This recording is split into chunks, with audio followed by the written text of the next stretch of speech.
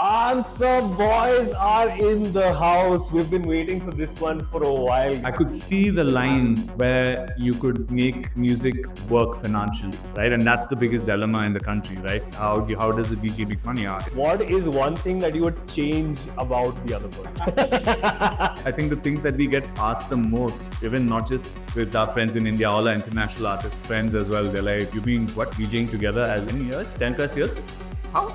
A gig doesn't go well or doesn't go according to our plan, you can really see it on our faces. One of the things, obviously, that you focus a lot on, and that you've been talking about a little bit here as well, is the community that you guys have built.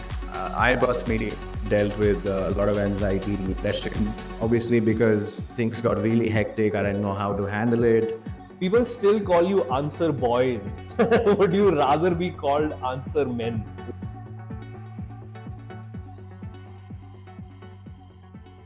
I want to take a moment to talk about this beautiful place called Daisy right here in the heart of MG Road in Bangalore. This versatile all-day bar is a beloved spot for all things breezy, vibrant, and fun. We especially recommend checking out their Saturday night events and yummy Sunday brunches with live music. We promise you will not be disappointed. We want to thank Daisy for partnering with us for this episode of Soundcheck. Answer is one of the most beloved duos in the Indian underground space, and I'm sure you've seen them on the hottest lineups across the country. Their mindset is just as unique as their music, and this is one of the most intense conversations we've had on the podcast. Personally, this has been one of my favorite episodes. Before we begin though, make sure you subscribe, and this is Answer. Soundcheck.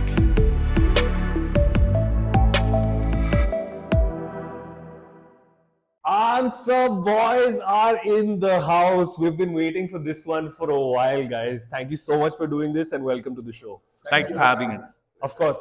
Cheers. First of all, I want to cheers to you. All of the success you guys have had, and to keep inspiring us.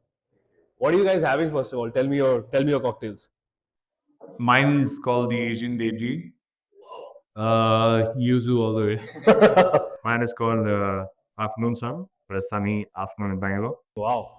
Mine's called the Sunset Boulevard. So very colorful and bright cocktails. Hopefully like the conversation that we're about to have. Absolutely, yeah. Wow, yummy. I love these guys' cocktails, man.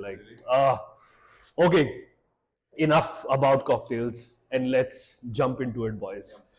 Let's start, first of all, with your music, because it is so extremely abstract and unique, and I don't mean that in a light way at all.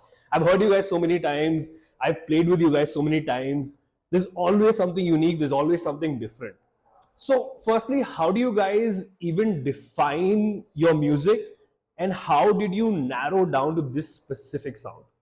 Our sound is accumulation of all the experiences that we've had as DJs over the years, going to festivals, nightclubs, listening to other DJs, and digging to different sounds, be it natural landscapes that we get to listen to. Being in South India, we love anything that's percussive. Obviously electronic music so diverse, and we love big bass lines. Anything that moves us. Yeah, I would say largely we don't really like to box ourselves into some sort of a genre. We like to keep it, fluid and read the room and see what really works. And just adding on to what he said, it's anything that's really dancey, groovy, speaks to the soul. That's the whole idea. Very interesting. And was it this way from the start, or did you guys start off with a specific genre and then eventually sort of evolved? It's always been, digging through different genres over the years, and later on learning to realize that this is what you know uh, it is right now. Like, it's mostly house and techno, anything between house and techno. That's what really moves us now, and that's a primary genre. Yeah, I think from the time we started, it's evolved a lot. When we first started, it was a bit more in the big room side, hard hitting bass lines, something very club focused, right? And I mean, we started as club DJs. That's what we did for the longest time, right? So our focus used to be to play longer sets. We used to love opening for ourselves, right? So it was about playing those 4 to 5 to 6 hour sets at clubs and multiple times. And when clubs used to book us, they used to just, not book anybody else because they know that just, that we'll start and then, we'll close ourselves, right? So, and for us, it was always about, digging and finding those tunes that would really start from ground zero on the dance floor, building it from like 1 or 2 people there till a full house, right? I mean, it was always about that. Very interesting. Very interesting. And since your music is so underground and unique, and I even want to call it niche to a certain extent, are there moments where you guys are behind the console and you're saying that okay, maybe this might be a little bit too much for the audience? I don't know if they're connecting with us. Does that happen? And if that happens, what goes through your mind and how do you alter your set? I mean, for us, it's about give and take. It's about exchanging energies. While we play, we start with something people are quite familiar with, sounds that they will probably enjoy, and then really tease them with what we want to actually, want them to hear on the dance floor. And when people go home and they discover tracks during our sets and they tell us, "Hey, we heard this track during your set," that's like a very good feeling when somebody goes home and like searches for the music that we actually played. Yeah. Usually, it's like it's we have this thing which is like a 2+1 or a 1+2. It depends on the city, right? 2+1 is where we play two familiar tracks, and then one track is absolutely that's something that they didn't expect, right? And usually, like he rightly mentioned, it's 1 or 2 tracks that really have the crowd, and then you throw them a curveball, and they're like, this is not something we're familiar with, but we like it. What is it? It's cool, right? So that ways we are able to like push in a lot of new tracks as well, and that and it doesn't feel like the same monotonous stuff, and we get to push our agenda everywhere, right? So the whole idea is to make people take new tunes, right? And that's what we want to do. And sometimes it's easier than the others, and sometimes you really need to work it into the crowd. Right. And those are the times where stuff like the 2+1 or the 1+2 works. Got it. Makes sense. Makes sense. Since we started off with your music, I obviously want to, dig deeper into it later on in the conversation. But before that, I want to, get to know you a little bit more, both of you, Nishant and Arjun. So, firstly, tell me, you guys met online, right? So, was this on Bumble or? sorry, bad joke. So yeah, you guys met online. So tell me about that initial sort of interaction, how you guys met, and what was that early relationship like, and what did you guys think about each other initially? And be honest. Initially, I would say, yeah. Funnily enough, we met online, like every other love. We actually met on Facebook. Yeah, The- right. Early days of Facebook. Early days of Facebook, and where we had communities, groups, and stuff like that. So I had just moved into Bangalore from Chennai, and so I was looking for places to like host my sets. And I was used to make regular radio shows. I record regular radio shows, and I was looking for places to put them up online. And so I found this community on Facebook called Bangalore House Music. Okay, right? And so I was like, okay, this seems like a cool place, and I kept posting my stuff there. Long story short, he was the moderator. It was his community. It was his community where he used to push a lot of house music and really cool playlists and stuff like that. So we got talking, and yeah, that's how we kind of met each other. And in the beginning, like you asked, it's I would say, it was really like I think it's. I mean, let me put it this way: it's grown over the years, and we've grown to like, let's say, learn to like respect each other and our vices and all of that. Initially there was a bit of back and forth. There was a lot of ego clashes, and I mean, you would expect that anywhere. I mean, we didn't even know each other that well. And in fact, the whole way that came about is that we decided to do a gig together, and it's the usual DJ dilemma: who's going to play before the other? And we were like, no way, I'm playing before you. No, I'm playing before you. So that kind of a situation arose, and the gig was, I mean, place is already filling up, and we're like, okay, you know what, screw it, let's go back to back, right? So literally we started like that, and the first gig went back to back to back, and the crowd was like, what is happening, right? It was, and they just lost their shit, right? And so yeah, pretty much before the end of that gig, everybody's like, when are you guys doing this again? So we decided to do that again, and then again, and within 3 or 4 weeks it became a thing, and people just were like, we want to see more of this. And we started from 100 people at our gigs, all the way to within 1.5 2 months we reached 1,000 people at our shows back there in Bangalore, right? It was nuts. When was this? This was in 20. We started Answer in 2012. This was around 2015. No, this was around 2013 actually. So 2013 was when we started just blowing up, right? So it like back then, I think, I don't even know if there were any like DJ duos in Bangalore, right? There was just us, maybe of the other people who come together to do shows, but as a DJ duo, just us back then in Bangalore. And so it kind of became a really big thing, and our shows started picking up, and we were it was the whole house music progressive era, house era, and we jumped into the big room sound early, right? And it just blew up, and we started picking venues that kind of supported that sort of sound, the sound system, and the experience and stuff like that. And yep, and yeah, that's how the whole Answer became what it is. Like, it became Answer, and then before we knew it, you were getting shows in Hyderabad and Goa. We also had our own IP called Operation Dance, and this used to happen every Saturday. And I used to go to college at that time. And one point, I remember my entire college used to be in this club. You know, it It was was once a month. We were doing this once a month. We did it for about 90 episodes, 90, 20 episodes. And every single one of them was packed, right? And the first episode had about 1,100 people. Right? So and that's how it took off. And back then, these were like real background numbers, right? So it was crazy. Very exciting. Very exciting. So Arjun told us what he thought about you initially. Nishant, what did you think about Arjun when you initially met?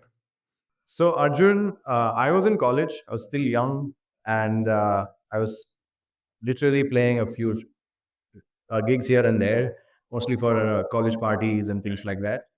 But I also slowly started getting in the nightlife scene. I was too young to even go to a club. Yeah. And then Arjun came in, and obviously he had like a business background. He had the business background, and I actually got to learn a lot from him.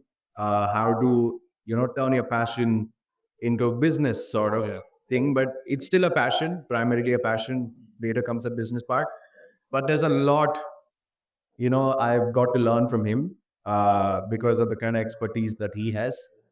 And yeah, through the years, you've seen we've gone past, we've gone through a lot of our own insecurities and egos and limitations, and we really keep trying to push each other.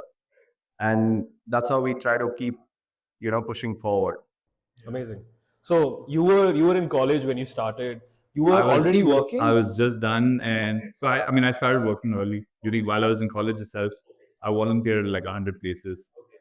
Did a lot of stuff. I worked with an organization that taught a lot of coaching, entrepreneurship, like business coaching and things like that.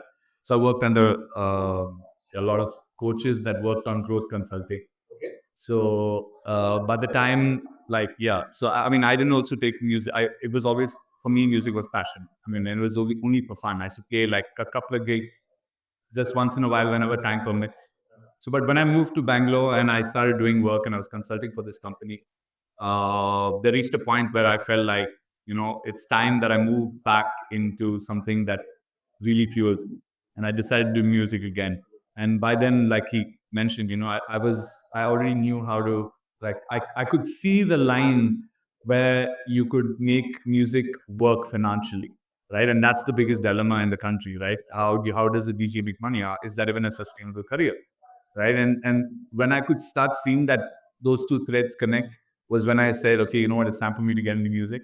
I met Nishant, and I saw immense potential, right? I was like, dude, this guy is definitely playing below where he needs to be playing, and I can see like shoot up. I can see it shoot up, and that's when I said, okay, listen, we got to do stuff together.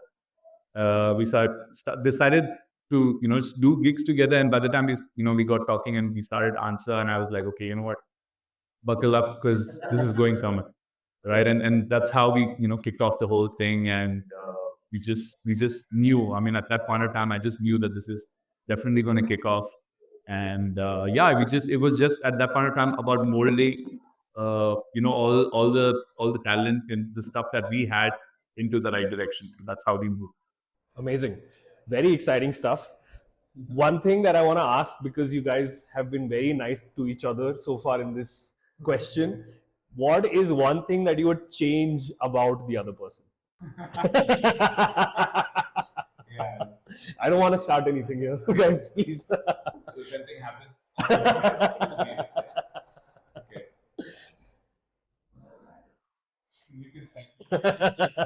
He's got a full list, I feel. I mean, I can't really think of anything right now, but at the top of my head, one thing that comes is Arjun is very hyper. Sometimes he needs to like calm down, like really calm down. That's the only thing I would mention. I'm super ultra ADHD, so I always like leak mode, right? So yeah, for sure, for sure. I think that's something I'm also figuring out on how I can calm down a little bit.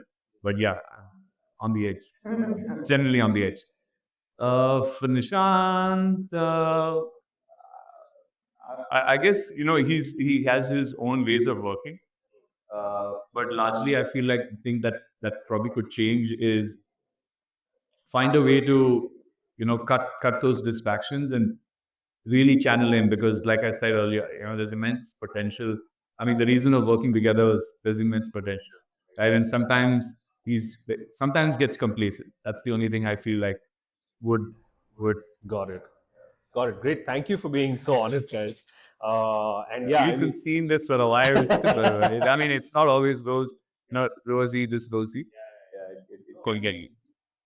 Could possibly be any journey with its challenges. It's just part of the process, right? It's impossible, irrespective of what a relationship is.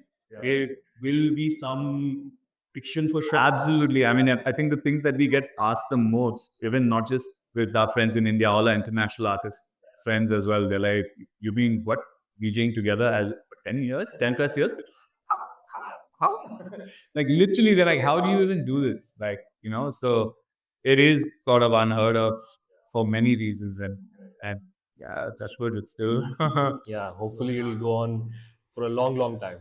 So tell me now, what do you feel is Answer's biggest strength or your USP, however you want to sort of frame it? Because we're two of us, we're two minds behind one critical, one analytical, and sometimes we are our own critics. We really go back and check all the things that we've done over the past 6 months or a year. We really sit down and see how we could improve. And obviously, if a gig doesn't go well or doesn't go according to our plan, you can really see it on our faces, because we go to clubs hoping that we could give a nice experience to the people that are actually coming to listen to us, in terms of music, in terms of the quality, like the experience that they have in the club.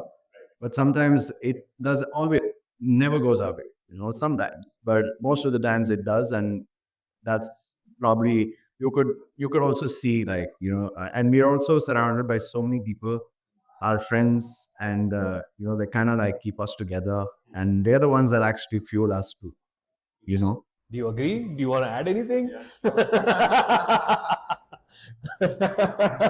yeah, our friends are some of our, I mean, our friends are also our biggest friends, Right, right. Yeah.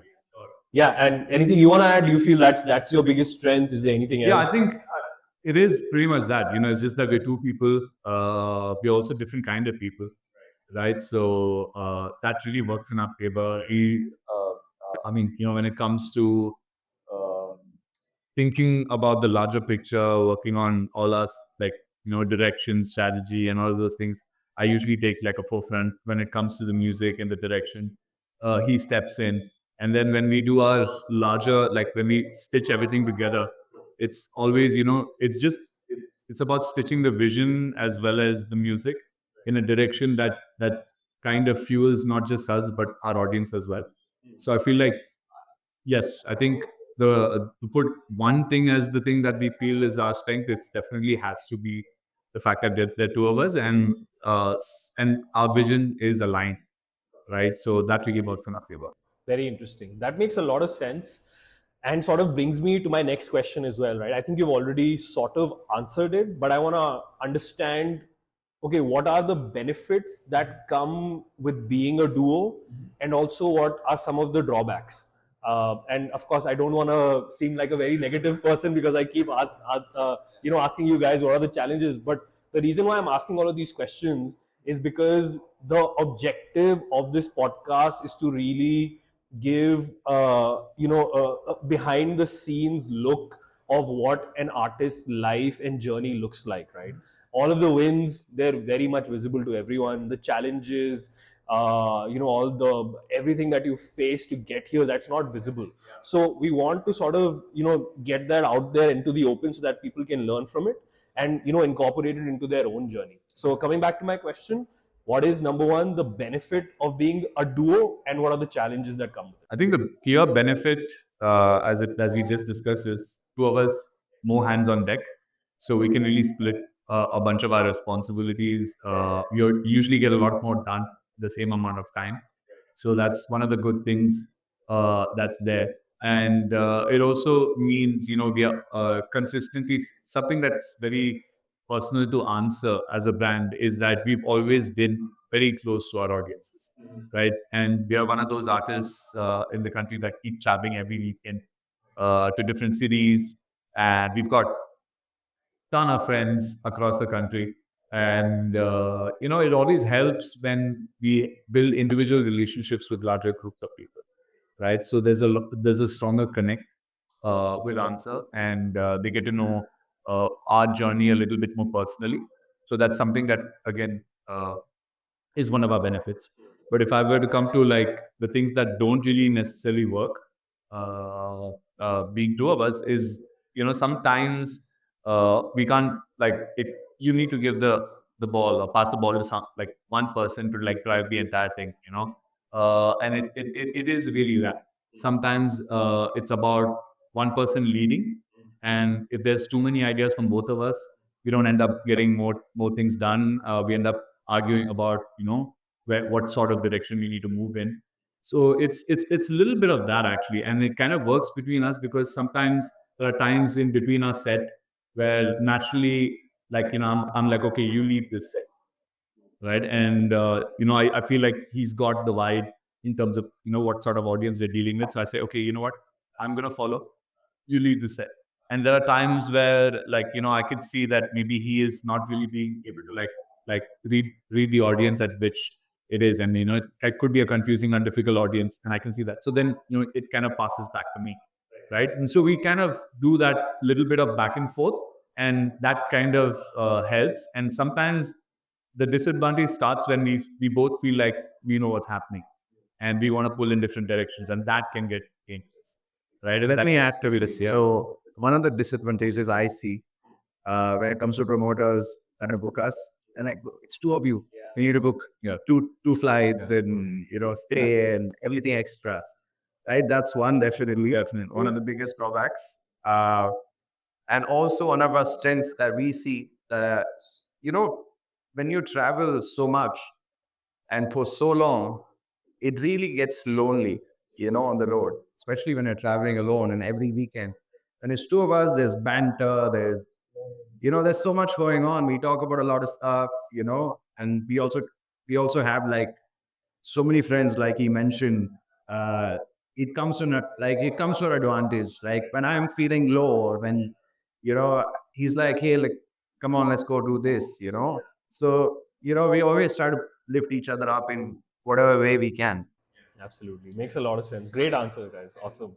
And one of the things, obviously, that you focus a lot on and that, you've been talking about a little bit here as well is the community that you guys have built, right? Like a lot of friends that you've built across the country that you know that they know you, they come to your shows regularly. I don't know if a lot of artists actually focus on that. So kudos to you guys for actually focusing on it. And please give us some tips, like how do you actually do that for somebody who's looking to do that? How do you build a strong community around your music and your brand as an artist? I feel like one of the big things in this is that I think I've mentioned this earlier, is that we are one of those artists that don't really see 5 people, 10 people, 100 people, 2,000 people. Right? When we go for a set, it's about making sure whoever's on the dance floor has a great time. And for that very simple reason, we don't really discriminate between our audiences. Everybody's important. And we make sure that we try to reach out to each of them personally to make sure that, they're part of this journey, they're part of what we're looking to create. And, we try and go the extra mile to like reach out to people and get consistent feedback, try to see how we can improve ourselves. And, that conversation is always open. And that kind of really helps us in building that community, right? And our fans see that and our friends see that, right? And they always, they remain the thing saying, okay, you know what, we're always Answer family, right? And that kind of comes through. And that's something. And that one of the things we've always done is make sure we share music with our people, like, and we also used to give away a lot of merchandise in the initial stages, so that there's also this personal connect that happens when you give away something, when people are they come in sharing their energy at a gig, and you give them something to take away, and it goes a long way, we've also had people like, after 10 years, they're like, hey, we found an Answer CD, and even we are like, wow, it takes you back. And it's also important in every art form, I feel like, is community building. You also need people that's supporting you in case you get a big break and you're playing an international festival. You need your people to be there. If you don't have people supporting you, you can't really go and like show your talent outside. Yeah. So, yeah.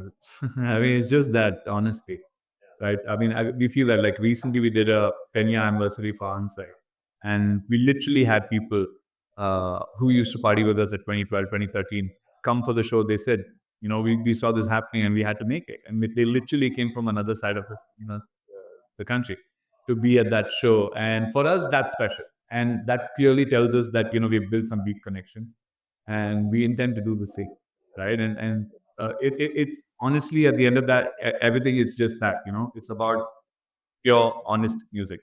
And if the music can do the talking and if people can find that connection.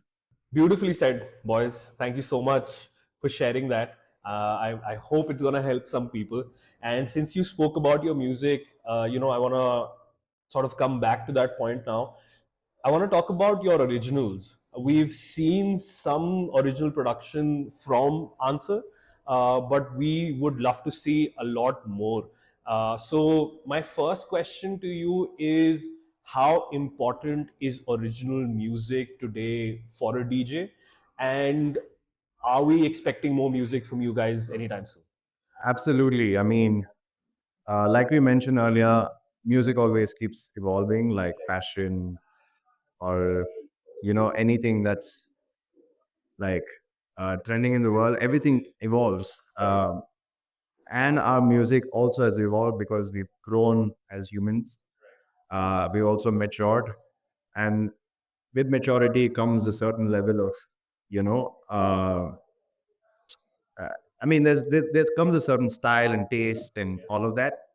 So over the years, at least the last couple of years, we've really gone back to uh, making music just for ourselves first.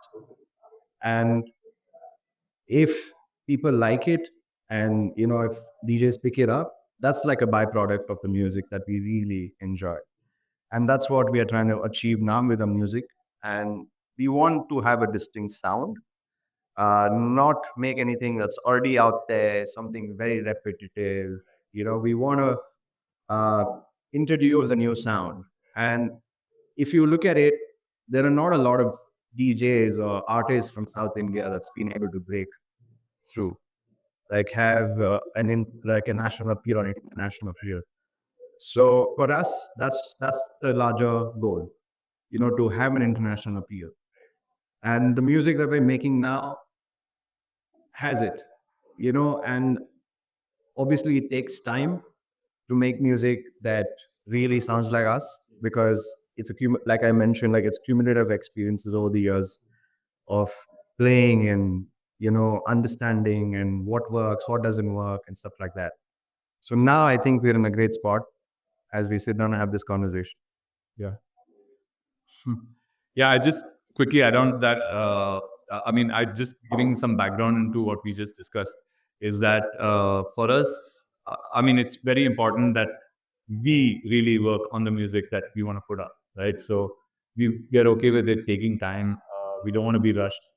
We have, in fact, in the past, made a lot of music that we never really put up, and we felt that it already has gone past its time, right? So we even done one round where we pulled down all the stuff that we put out as well, right? And yes, even from the start of Answer to now, our sound has evolved a lot. We've changed our sounds. So kind of we've also felt that some of the things that we made in the past aren't relevant to what we're doing right now. So does it really make a difference that it's out or not? So we pulled them down. The new wave of what we're working on is a lot more focused on music that we can play in our sets, and we see making a difference into what we're doing. So that's what this is going to be about. And having said that, we have a hell of a bunch of releases for this year that we've planned, and we're testing in our sets and pushing, and we're already in the process of reaching out to a lot of labels. So hopefully this year you'll see a lot of that. Amazing. I'd wait. Yes. And since you've spoken about, sort of evolution of sound, evolution of individuals, evolution of the industry as a whole, what do you think over the past many years that you guys have been working? What is the biggest difference that you've seen in the scene as a whole? The scene as a whole has definitely come a long way. There's a lot of new audience now, into underground music. Not really underground anymore, but I'm just mentioning when we started, it was very underground. Yeah. But now there are so many DJs and promoters and clubs trying to push the same thing, which is exciting, And definitely, if you look at India in general, even when it comes to concerts and experiences, everything has grown tenfold. There's still room for improvement in terms of infrastructure and so many other things that goes behind the scenes. But I think it's a great time, especially for India, to really embrace music and live gigs and clubbing and all of it. It's a byproduct of every country really, like, that's on the map right now, really embraces that fact in the culture. So yeah, I mean, to speak about from the early days to now, I would say that what has definitely changed is that the barrier to entry in terms of this industry has become like almost zero. Yeah. Right. So like literally everybody is a DJ these days, right? And almost everybody has access to like these music schools or online courses and all the data that you need to become a DJ these days. So the number of DJs of what used to be 10 years back and so now maybe even like, I don't know, 104, right? So that's definitely new. When we kicked off, this whole thing as answer, like I mentioned earlier, we were probably like the first few viewers in Kare. And then, there was this, now you can see like it's so many of them, right? And there's DJs all over the country taking over the space, right? And initially, I mean, you had to do a lot. Like you literally had to shake your entire city up in order to be booked in another city. Now, with social media, the rise of social media, with the rise of everything that's happening in the social front, collabs are very few may happen, right? And your gigs, intercity gigs or international gigs happen much easier than they used to happen, right? Everybody seems to be connected. So that's definitely one of the things that have evolved or changed. And the other thing is that Yeah, back then it was not really a big thing. Like, it was DJing was not considered as a viable thing. Right now you have people turning that into multimillionaires, turning into multimillionaires, turning this into something that is super lucrative, right? And so that's also evolved, right? You have a gazillion more clubs, you have all of that. So you see that smaller cities also picking this up. In fact, those smaller cities have crazier gig than in some of the bigger cities right now, right? So that audience has definitely become a lot more than what it used to be before. And yeah, music has taken its course. Electronic music is very much alive in the country right now. And I would say India is probably one of the very few countries that you have to watch out for for the electronic music space globally, right? And the global market has recognized it. So it's a matter of time. Amazing. And since we spoke about this sort of sound getting a lot more mainstream and commercialized, how do you guys look at that? Like, do you see it as something that, okay, it's great for everyone because everybody's growing, or do you feel the sort of organic nature of why or what this music represents is sort of getting lost in that? How do you guys see that? It's a bit of both, actually. It's a completely a bit of both because there are a bunch of people just doing it for the sake of the fame or the popularity. And there's a simple formula to this, right? You do what's popular, you feed people the same music that they want to listen to. It's easy to rise up the ranks, right? But is that necessarily the best thing for the scene? I would say so, right?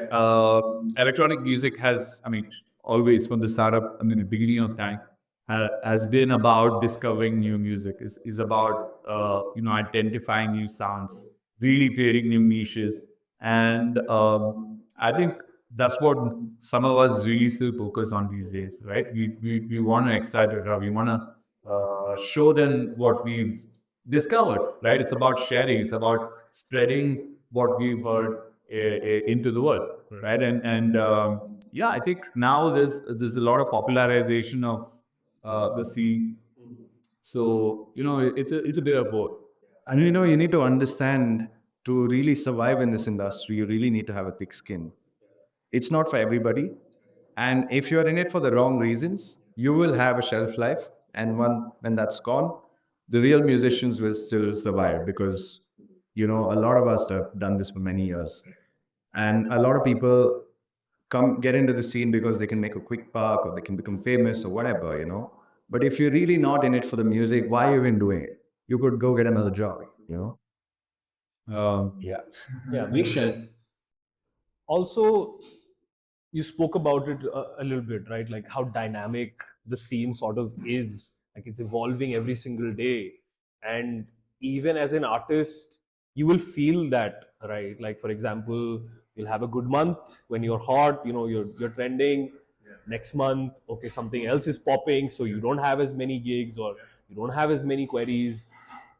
How do you deal with so much constant changes? Like how do you deal with the good months and how do you deal with the bad months? See, I feel like this particularly is a functional strategy, okay, and is something that we've not been taught.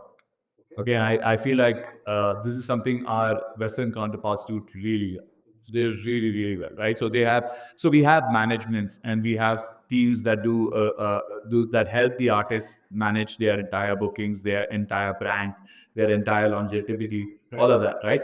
So, but I feel like we're still not doing it as well as our counterparts in the world, right? Because if you notice any of the biggest artists or the most popular ones or the guys who have literally broken records and touring the world, you'll see the teams behind them being extremely strategic about when everything happens. Like the timing for everything is been it's almost pinpoint, right? They are very clear. It's all thought through. It's done in advance. Now, also you will notice that gigs are designed in cycles, right? There are seasons for every place, and the way they plan the tours are completely in those cycles.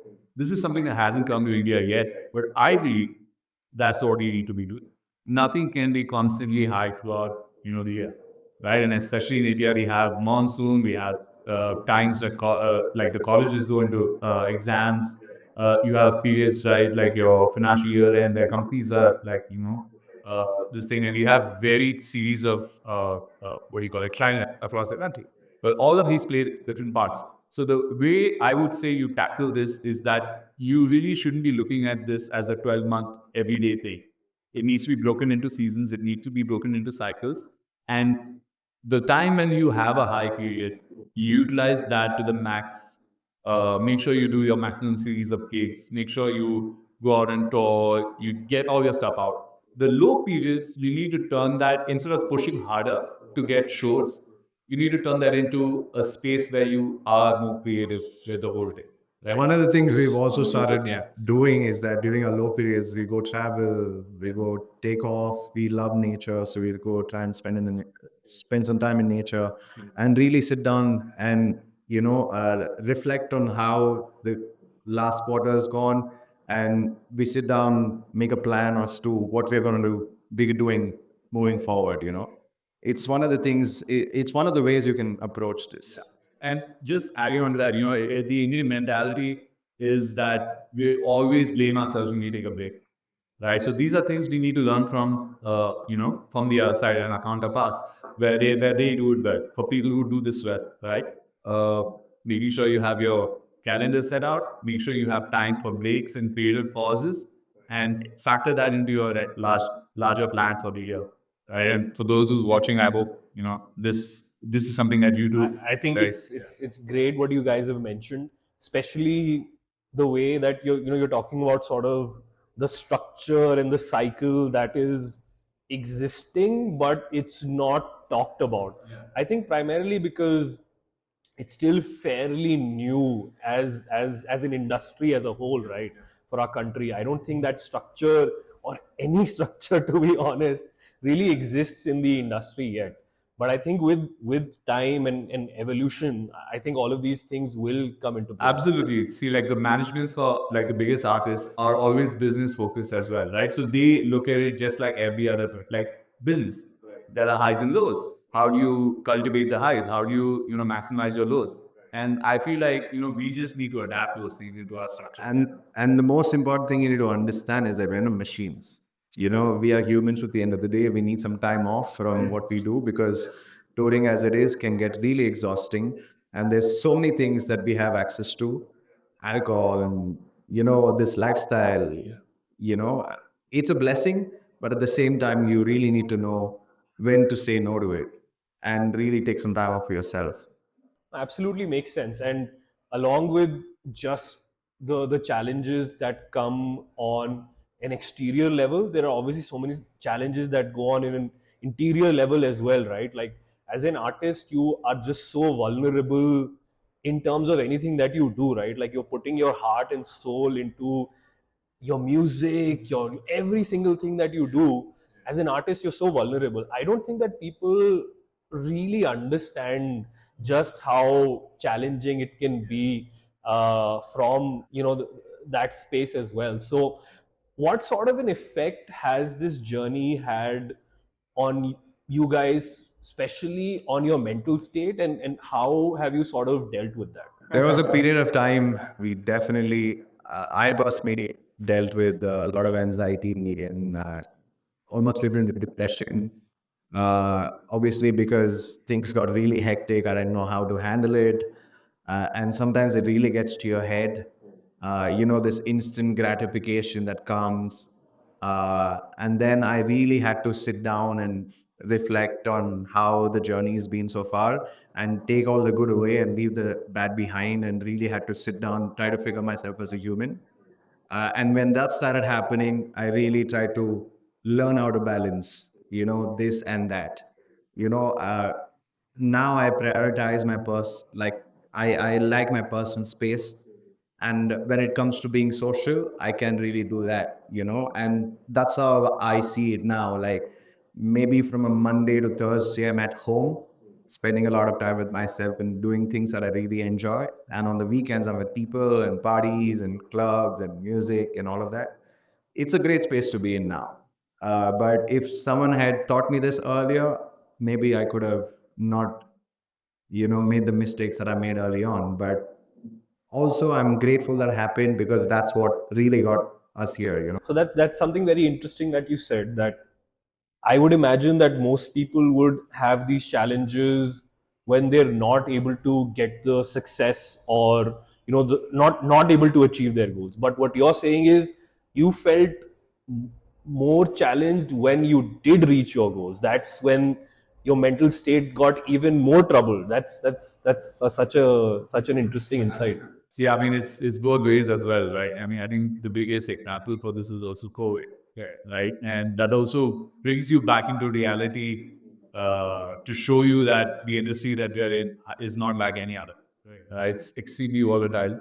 Tomorrow, if public performances or gatherings just get blocked, we're done, right? I mean, how much of you like to go online? There's something that comes with personal connection that you can't get so online, right? And so, yeah, I mean, learning to deal with that uncertainty, this high pressure environment of being able to deliver day in and day out, facing the competition of countless DJs, producers across the world, and that incessant pressure from social media to be the best version of yourself, right? So these are the things that I would say add on to that mental trauma, right? And just being able to step back away from all of these things and then review what you're doing, and just being aware of all of these external factors itself is a blessing on its own, right? And I think we've been through all these highs and lows and reached a stage where which we are able to like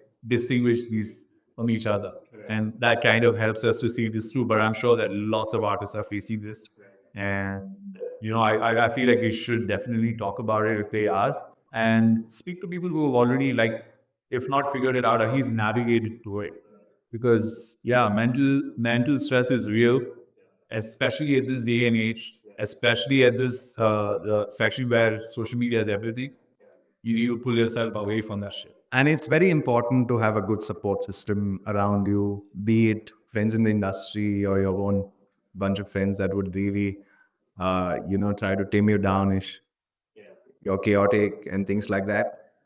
Because you really need that in this time and age. If you don't have that, it's all going to be a mess, which you wouldn't want, in any way possible. Like, be it in your personal life or your financial growth, because like we understand how the industry is right now. It's not, there's no system, and nobody abides by any rules, you know. So you got to really keep in mind about all of this, especially when you're very passionate and want to get into the industry. There's so many things you need to consider. I would really say get a job, that will fuel your passion. That I really wish I could have done that earlier, but I'm fortunate to have turned this into something that pays me also, so that I can keep the passion alive. Absolutely. Great advice, guys. Really appreciate you guys being so honest. Next up, we have a few set of lighter questions. I think we've gone down a deep rabbit hole, but I think all of these things were worth discussing, and I really appreciate you guys being so open and vulnerable about it. I hope it's going to help some people that are listening. I really enjoyed talking about all of this, and we talk about a lot of mental health related issues on the podcast as well. We talk about challenges that artists face as well, so that, again, number one, people out there can sort of relate and feel that, okay, it's not just me, number one, and then number two, even the audience can get a sort of backstage sort of look of what this madness, this craziness really is, and what it takes to get to the goals that we've all set out for ourselves. So yeah, next up, a set of light, fun, easy questions that we've got from our Instagram, from your fans. So yeah, let's start one by one. So the first question is, what is your one all-time favorite artist? I know it's a tough one. I hate asking it, but it's a question that your fans have asked, so I have to put it across. Has to be Joseph Capitati. Okay. I'm sorry, I've not even heard of him, but I'll check him out. Okay, you have to. That's your homework for today. Okay, Joseph. Yeah, for me, it's got to be Eric Pads. Like I really love. I mean, it's been an emotion from the start to finish. So yeah, if I had to bring it down to one, Yeah, I know. I know it's difficult, but I appreciate it. Okay, how do you say no to a gig? oh, it's easy. I mean, usually when it doesn't align with what we want to do, it's like this is definitely not for us. So we'll have to look at a different date, or we usually already booked out for the month. You simply say, speak to my manager, bro. ठीक है, done. What does your daily routine look like on a weekday? Up early by 6:37. Really? Yeah. Wow. Yeah, by 6:37 I'm up. I have either gym or I have badminton, and then I start the day. Like uh, as soon as I'm back, I plan the entire day. Get into meetings, calls till about 1, 2, and post that it's a bit more creative stuff, whatever needs to happen. And then evenings are again more catching up, a lot of phone calls, aligning the team with what we are up to and what's next and stuff like that. And yeah, evenings are chill. What do you? For me, I have a dog, so I have to wake up. Like, yeah. And I take good time, like that's around 8. And I have to meditate first thing. And I take some time off to be uh, plan my day out. I get into like a creative zone right after I wake up because that's when my brain's like all fired up. And then as the day progresses, I plan. I mean, I box, so I dedicate some time for that, and usually big on working out. Definitely that happens too. And the rest of the day goes, again like getting in touch with the team and trying to figure out what's next, and also trying to make sure I spend some time with my family and also friends. That's just how it is usually. Wow. And of course, weekends are complete chaos. Yeah, the weekends are chaos, absolute chaos. But yeah, usually bit of work. I mean, there's a lot of stuff that happens on a day-to-day basis. There's new stuff. We usually consult for a couple of festivals or venues and stuff like that. So, bit of everything, a lot of it. On weekdays, the best excuse that you can give anyone is, bro, I'm traveling. So you don't have to do like half the stuff that you're supposed to. Bro, I was traveling. I'm sorry. Right. Next up is a good one. People still call you answer boys. Would you rather be called answer men? Neither, but yes, but it's a good one. In fact, that's what I was just thinking. I was like, damn, this is an ongoing issue. Like, I would love to be called boys for a long time to come, but we've been boys for a while now. So yeah, I don't know the reference, but yeah, I guess hopefully it changes at some point. So let's see. Awesome. I mean, the way that you guys are headed, I mean, your fitness, the way that you guys look, I think you're going to be called boys for a while. Okay, next up is another funny one. If someone calls themselves question, and this is one of my friends who was asked this, if he starts DJing and calls himself question, are you up to doing a B2B with him? Yes, Yeah, bro, absolutely. Why do it? We should do it. We can do a face-to-face. Yeah, we should do it, and we should call it rapid fire round. Nice. Great. Okay, and now the last question out of the Instagram questions. Probably this is one of your female fans that have asked this. I don't know, probably even a male fan. You're both really good-looking dudes, obviously. Does it help a DJ's career if they're good-looking? Good question, but on the surface level, sadly, so it does, I guess, to a large extent. And we experience racism in multiple places across the world. But yeah, I guess it always helps in some format or the other because, there's a shit ton of us who are very superficial into this thing. But for us, honestly, we just let the music do the talking.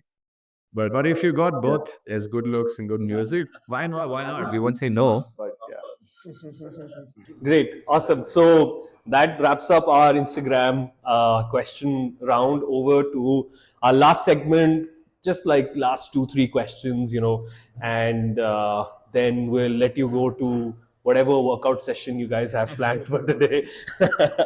So the next question is the most popular question, the one that you've been asked maybe a million times. What advice do you have for newer DJs, and what do you think about the new set of artists in general, in terms of what they're doing right, what they're doing wrong? So yeah, either one of you can start. The thing is, don't jump into the bandwagon because you found a bunch of cool tracks on Instagram and you want to become a DJ now because everyone's doing it. Do your research, do your homework, go to parties, listen to other DJs, listen to great music. And at the end of the day, you have to keep digging music. Try to find different genres and really try to pick your niche and try to follow that for a while. And if it works out, and if you can really survive, because it's a test at the end of the day, if you can really survive the test, then go for it. Why not? I think largely it's most important to like find and carve out your own style. A lot of what's happening right now is that everybody wants to be the headliner, and I feel like what goes missing is that joy of actually doing those, beautiful opening sets. In fact, the early part of our career, I think we would have opened for more than 120 international artists so far, easily more than that, and some of the really big names and some really interesting names as well. And in fact, the reason why we've done so many is because anytime an international artist used to come to Bangalore, uh, we used to be, I think, the first option for everybody, primarily because people knew that we would, do justice to that slot, right? And we used to pride ourselves to doing shit ton of research, figuring out what that sound of that artist was going to be like, and then making sure we avoid anything that he would play, and look to create a set that would really set the pace for him. And we've been applauded for that by the artists themselves several times over. And so that's something that we hold very dearly to ourselves, and that's like a little award or recognition that we don't get but do get, right? And that's something that fuels us. And I feel like the newer generation of DJs really missed that opportunity, right? And I feel that for a DJ, the greatest skill a DJ can possess is to start from zero people on the dance floor and build that to a raging vibe, right? And I think that's the best test to find out whether you're a good DJ or not. And the advice to the newer guys is to pride yourselves in doing that. Really dig, really build those journeys, build a set that you can, when you know that there's no vibe, and build it to a state where there's a vibe. That's what you really need to be doing. The second thing I would say is that uh, you know I see as an advantage for a lot of the people that have come up new is that they're extremely good at social media. They're extremely good at this thing. So they tend to, climb the ladder much faster than we did, when it was there for sure, when we had started out. So almost everybody is in the same plane right now, and I see that there's no junior, senior, like there are people who don't believe in any of that stuff. There's only good music and not so great music, right? And if you can deliver a good set, you deserve any slot, right? But at the same time, do what's due. Make sure you get in those couple of supporting sets, make your mark there, and that's when you will truly stand out, right? It's easy to play to a crowd that's already full and raring to go, but the true test is to build that vibe. So definitely, the advice would be to try and work on that, practice more on bringing that sort of a vibe to your dance. And the other thing is, don't let your ego get to your head. Yeah. And don't quit your job. I mean, until you find that it's viable enough, but I mean, there's nothing like that. But make sure that you know what you're doing. It's already an oversaturated market, so as long as you're clear, you are looking at it from all the aspects. You have your systems in place. You have a team that's backing you. Initially, you might not find that team to back you, but you can use your friends, and that's what it's all about, right? Have your own set of people, your community supporting you, and build it from there. Absolutely. Makes a lot of sense. And do you have any specific advice for somebody who's been doing this for a while, and maybe is either struggling to make a mark or is looking to take things to the next level? What advice do you have, and is it different from what you've said for somebody who's just starting out? Advice is, see, this is the way we see it. You need to see this like any other business, any other company for that matter. And that's the only way you can like look at it objectively. You need to see what is your offering as like as your music. So you break it into music, brand, uh, and the overall picture, right? So in terms of music, are you doing the music that makes sense to you? Are you passionate about it? Is that something that is a gap in the market? Are you catering to something new, or are you just following the herd? Number one, with respect to music, and with respect to brand, do you really have a brand personality? Is that something that stands out amongst the million other DJs that are there? Right? And are you doing something specifically to make sure that it is consistent? Right? So these two things, with respect to music and your brand, are very, very important. And the other thing would be to just make sure that yeah. And if you feel like you're lagging behind, the things are not working for you, best way to do it is to speak to somebody who's already doing what you'd love to do and find out what's working for them and get that back into your system. And the other, if you can't have access to them directly, observe what they're doing, see what works, try and implement a few of those things. But largely, is just do an audit of what's working, what's not working, find out what's missing, and then work on what's next. Makes sense. I think doing an audit, and also I think it's fairly easier to reach out to people. Like it's much like people have it so much more complicated in their head. Ki, oh shit, if I reach out to this person, what would they think? But I've realized through this whole process, like people are way more open that you would imagine them to be. Like people are willing to help people out, give advice, give direction. So yeah, I mean, don't even hesitate to reach out to people. Right? Absolutely, man. We love it. And, a lot of people reach out to us. And wherever we can, we make sure we sit down and have a chat with them. There are times I've literally written down an entire plan and send it out to them, because, so, I mean, nothing excites us more than seeing a DJ who's really hungry to grow, right? And we are happy because we've been there. We've been there, and you know what, that advice can make a difference to that person. So for us, it's like when we see somebody like that, we're like, okay, you know what, listen, come down, sit down, we can figure this out together. It's always exciting. Another thing that I want to talk about, because spoken about it so many times, like the community part of it, like the whole, I think, initial objective of underground music was to unite people, right? Everybody coming together irrespective of race, culture, gender, whatever, and just feel like this oneness, that we're all together, we're one people. Do you feel that sort of somewhere getting lost because of this constant segregation? There's VIP, there's VVIP, there's this, then there's constant judgment, okay, about how do you look, what do you wear, etc., etc. Do you think that culture is still there? It definitely happens a lot. But for us, time to time, we go to like different countries and see really what's happening out there.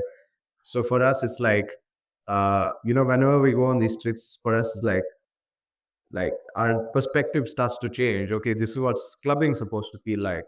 And when we come back, we look at it happening in India. And but trust me, there are a lot of people pushing those boundaries too, in terms of,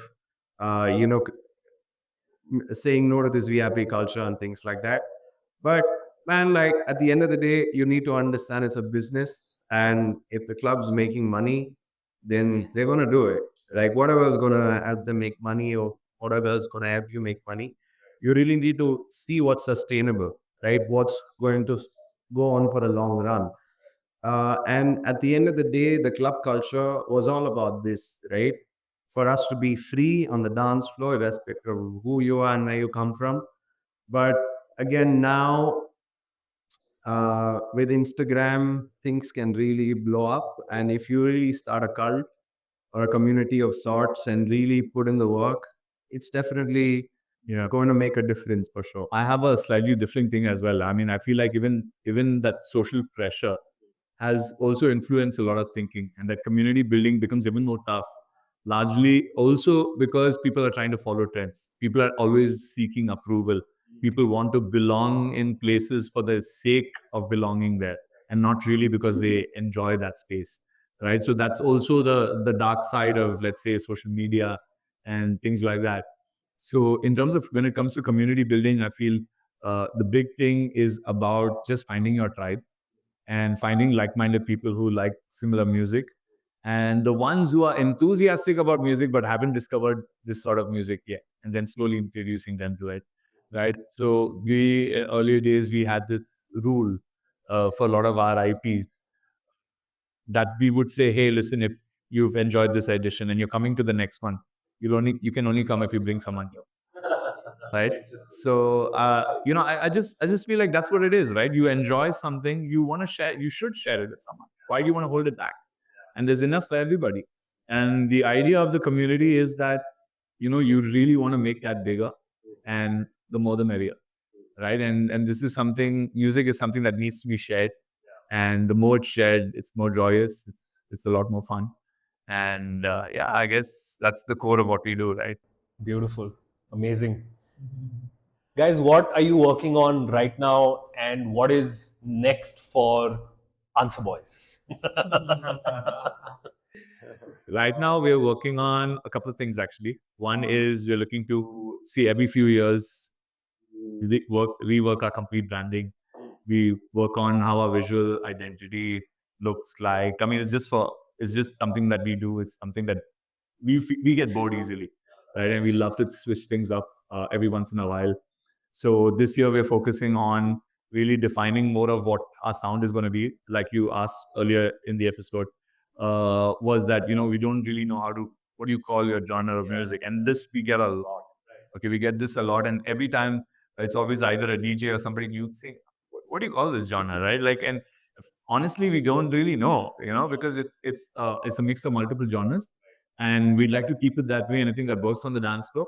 But at the same time, it has also been a downside for us to literally place ourselves in the market or the industry. But people know that if we are there, there's good music, that's for sure.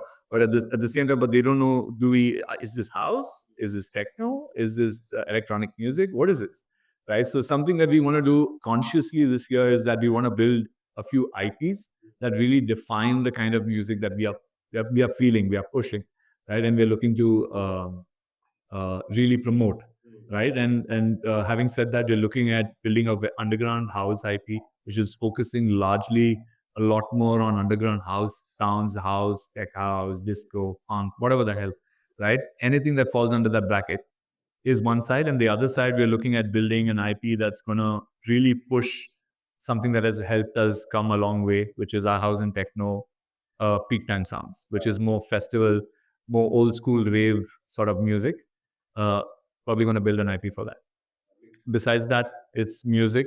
We're working on obviously getting our releases in place. And it has everything from techno and electro and minimal. So it's really us. It's been a process and a half. Yeah.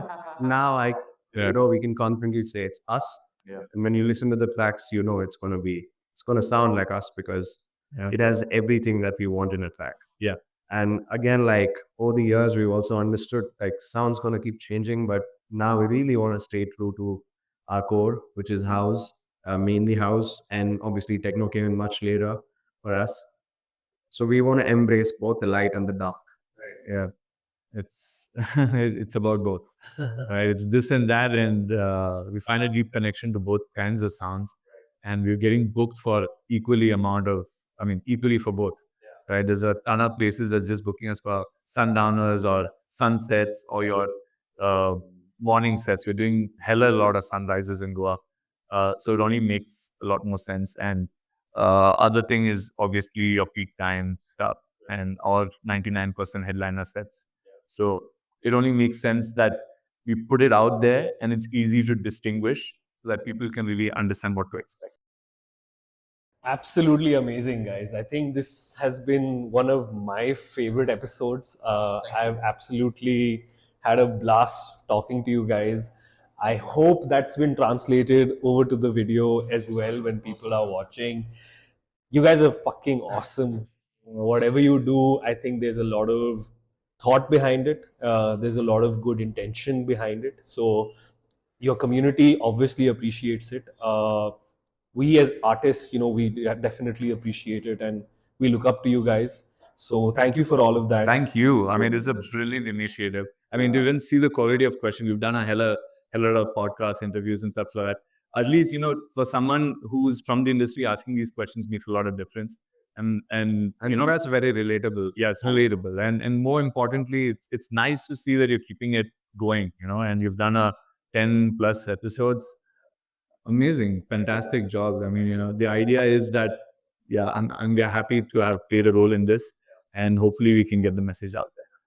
We'd love to have you back again. I mean, we're obviously still pretty early in the process. So we're just, going one by one through everybody that we want to talk to. But we definitely want to start second rounds of interviews. And you guys are definitely on top of that list. I think there's so much more that is still there, which is part of your story that we want to talk about and get to know more of. So thank you so much. Any last word, any last message about your music, about yourself, about your fans that you want to share? Please go right ahead. Not much. I think just follow the music, follow what we do, follow what every one of us are doing. We're spending so much time to make sure everybody has a great time. Support the culture. And we really hope you take away something from this. Yeah. Thank you, guys. Thank you so much. Thank you so much for watching. Please go check out Answerboys. Check out their music, everything they do. They're fucking awesome. Thank you so much for watching. Please do subscribe and hope to see you again. Cheers.